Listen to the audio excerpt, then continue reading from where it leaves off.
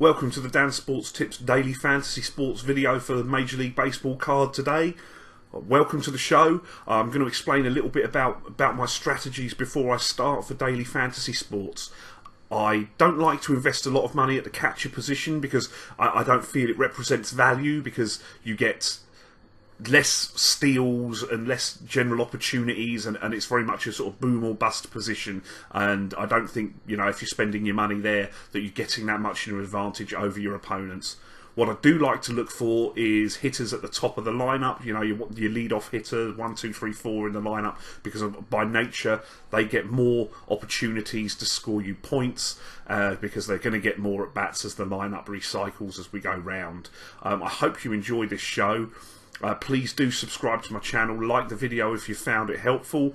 What I like to do each day is run through the sort of foundation players that you like to build the foundation of your lineups on, and I like to look for some value players at each position as well. I won't be providing a foundation player at catcher, as I say, because I don't like to invest the top end money in that position. I hope you enjoy the show. Please hit me up in the comments with any feedback that you have, and let's get on to today's action.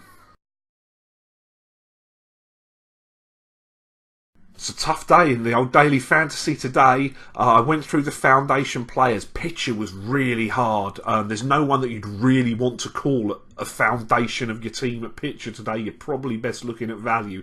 If there is anyone that you're going to choose, I think John Lackey at 8,300 for the Cubs against those Diamondbacks. He should get some run support which will obviously help propel you to the win. And, a low ERA last year against everyone that he pitched, and obviously with Pollock out, that doesn't affect the Arizona lineup. It looks a tough day at pitcher today.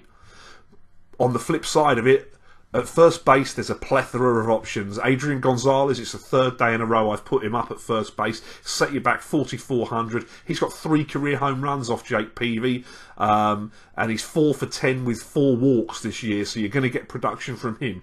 Chris Davis, first base, also qualifies in the outfield if you want to use him there instead. He's 4,800.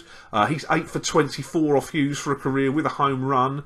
And he's obviously homered this year as well. Extreme power hitter. Phil Hughes does give up the long ball historically. And Albert Pujols for 4,100. He's got 3 home runs off Derek Holland and has hit him well historically throughout his career as well. At second base, D. Gordon for Miami. I want to jump on this one before he turns into a pumpkin, because I can't believe that he's going to keep hitting the way he has. He's hitting 545 so far this year. He's 4 for 6 for his career off of Roark, which is a small sample size, but he does give you elite steal potential as well, because we all know he's quick. Third base, Manny Machado of Baltimore, 4,900. He's hitting 500. He's 8 for 16 off of Hughes with a home run.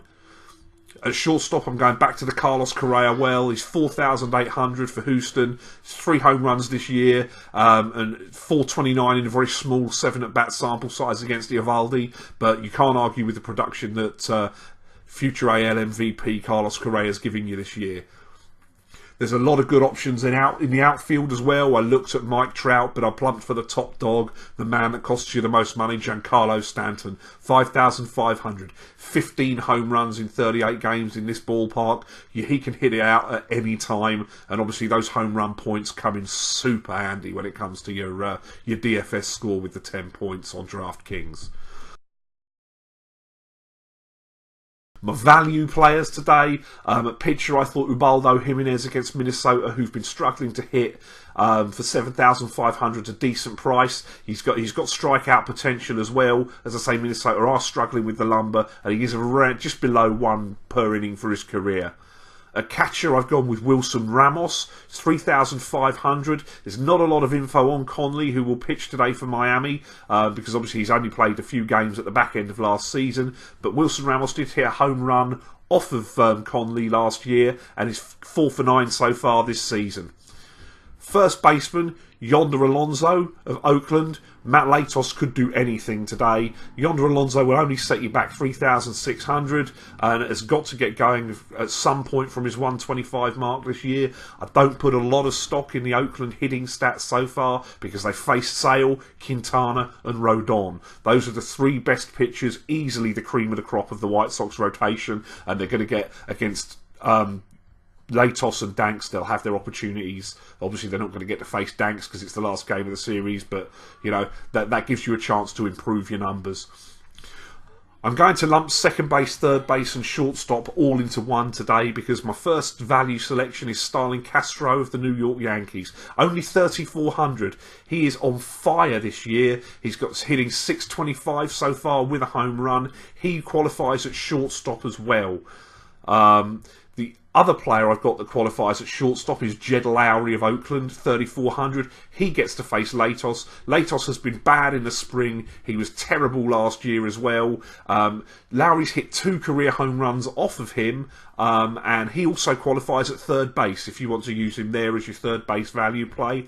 The other shortstop I've got is Brandon Crawford of the San Francisco Giants. He's got a home run off of Alex Wood, who'll pitch for the Dodgers today. Crawford is 4 for 10 this year and has a couple of walks thrown in as well. 3,800 looks reasonable value. And finally in the outfield, Mark Trumbo of Baltimore. As I keep saying, you know, there's been a heavy Baltimore theme throughout this. Phil Hughes gives up home runs for historically in his career, bar last year. And, you know, fluky or not, you know, we'll see.